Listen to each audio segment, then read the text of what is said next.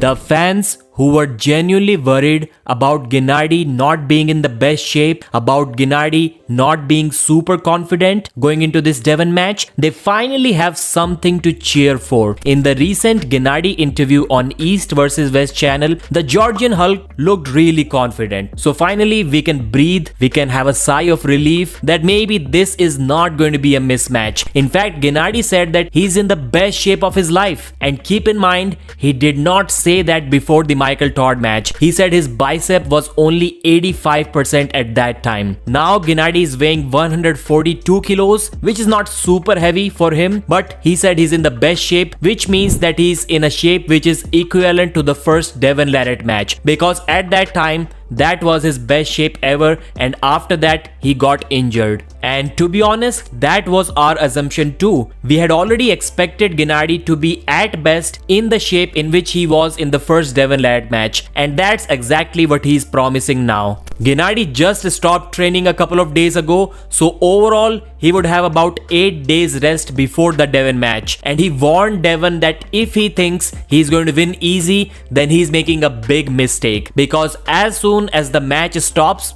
it doesn't even matter where it stops, Devon is going to get tired. He will not have any time to rest between the rounds, well, not enough to recover at least, and then it will be all over. When Engin told Genadi that Devon now is over 300 pounds, Genadi said that Devon will get tired even quicker because of that. Even the last time when he was not so big, he got gassed out, and this time he gained all of this weight within 1 month, which is never a good thing. If he wants, he can also bulk up to 160 kilos, but that is going to do him no good. It's kind of crazy to think that Devon and Genadi are almost the same weight, so basically a 5 kilo difference. Genadi said that he's going to cut Devon like butter. It is not going to be so difficult for him. And then, even though he said that we will already be friends right after the match, no matter what, but he still said just because Devon has talked a lot of shit about him, he would like to have a boxing match against him if Engin allows that. He has 3 years of experience in boxing, so Devon Larratt wouldn't be any problem for him. Then Engin reminded him that Devon is also special forces. Genadi said that if he is special forces, then he's willing to have a shooting competition against Devon as well. He can beat him there too. And now let's talk about the results of the Montana Armbender event. Most importantly, the RVJ versus Andres match. So first match, RJ Herald won 3-0 over Dan.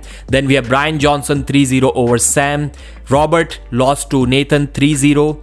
Then we have Alexander Groot in a grueling, amazing battle, winning 3-2, the guy on the right in this photo. Then we have Sam winning 3-0 over Weston. Then Jordan Sill won 3-1, but it was not a super easy match for him, except for the first round. Then Miles won 3-0 over Dakota. John Tyrion won 3-0 as expected. He is the best in the class in his country. Logan won pretty comfortably on the left arm, 3-0 over Levi. Then Jordan Sill won his second match as well, this time on the left arm. And finally the main event, Rob Vigent Jr. versus Sandrishedis, the drug tested super match. First round, a clear, fast top roll flash pin from Sandris, just like many may have expected. Second time, RVJ was able to slip pretty good, and he was able to stop 2-3 surges from Sandris before his arm gave up, and that too was almost a pretty easy victory for Sandris. Third round, both went into a hook. Sandris allowed RVJ to play a little bit, and then he top rolled him. Then he basically did a can opener without the straps. Fourth round too,